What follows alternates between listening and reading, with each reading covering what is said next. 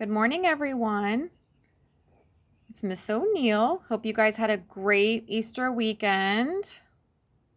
And I thought this might be kind of fun. I assigned you guys the time for kids, and you can pull up any article that you would like to. There's not too many articles in here, it's not too overwhelming, but I thought we could read one together and then you can give me some feedback.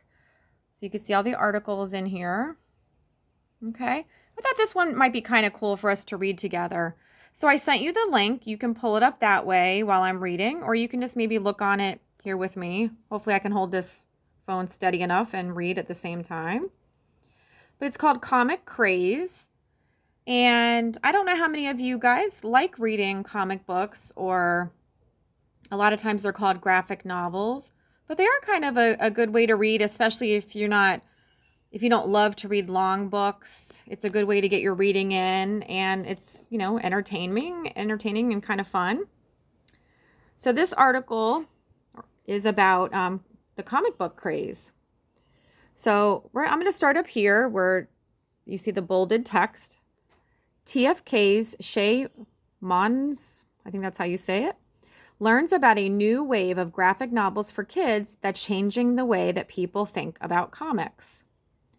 When Raina Telgemeier was a kid in the 1980s, she fell in love with comics. They were the perfect combination of all the things I liked: characters and stories and humor and artwork, she told Time for Kids. But she had a problem: a shortage of reading material. Two types of comics were widely available to kids. There were comic books about superheroes, but those weren't her thing. She wanted comic books that told stories she could relate to as an ordinary kid. And there were newspaper comic strips. Telgemeier loved some of them, especially Calvin and Hobbes, but she wanted more. Do any of you guys still get the newspaper? We do, so my daughter does like to look at the comic book or the comic section on Sundays. It's in the Sunday paper. At around 10, she started drawing her own comics. 23 years later, she published Smile. It's about Telgemeier's middle school experiences with braces and dental surgery. Before Smile was published in 2010, it wasn't clear the book would succeed. People in the publishing industry had doubts. They figured kids wouldn't enjoy a graphic novel about an average girl. They were wrong. Smile became a #1 bestseller. Since then, Telgemeier has published several more popular graphic novels. There are more than 18 million copies of her books in print. Telgemeier's success has made a big impact. Industry experts say she paved the way for many more graphic novels for kids. Okay, so now I'm at the section, it's called Then and Now. Comics have been around since at least the 19th century. Traditional comic books are short. Often they're about adventure or superheroes. Comics have this history of either being very funny and silly or having a lot of punching of things. Gina Gagliano says she works on graphic novels at Random House. That's a publishing company. Today's graphic novels are different. Authors use comics to tell a book-length story, and it can be any genre. It can be realistic. Now, if you're not sure what genre meant, that's why, see how it's highlighted? So then you can look over here in the corner, and it's going to tell you a genre is a noun, that's the figure of speech, and it's a type, a category, such as realistic fiction, science fiction, or mystery. So that's the type of book that it is. And I know you guys have heard that word before, but sometimes we forget what they mean. In 2018, sales of graphic novels for kids and teens jumped by more than 50%. Compare that to sales of printed books across all categories. They increased about by 1%.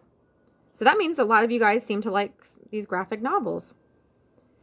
Okay, I'm on the section that says Real Reading. As sales boom, attitudes about comics are changing. This year, New Kid became the first graphic novel to win the Newbery Medal. That's a prestigious award in children's literature. Okay, what does prestigious mean? It's an adjective. That means it describes. It means it's important or respected. New Kid author Jerry Craft says that when he was a kid, he read mainly comics. He knew some adults didn't approve. In certain schools, if they saw you reading a comic, they would confiscate it. That means they take it away. Because they thought it was rotting your brain, he says. They didn't realize the amount of imagination and storytelling and vocabulary in these comics. New Kids, Newberry shows what many kids already understood. Graphic novels are real books. It's a victory for all graphic novels, Craft says. Okay, and then it has some pictures from the graphic novel. So I hope you like that. Maybe give me your thoughts. Do you guys like reading these? And maybe what's your favorite? So you can message me or do it through assignments, and then I can message you back. Okay? Or you can pick any article you want to out of here if you want to read a different one and tell me about it. There's only a couple more pages. I'm sure you guys are probably tired about hearing about the virus, but this is interesting too. A young man that they wanted him to cut his hair in school. So that's an interesting article. And then if you're a fan of I Love Trolls, they're talking about the movie coming out and jobs. So anything you want to read, you have the article, the Time magazine. And I would love to hear from you. I can't wait. Have a great week.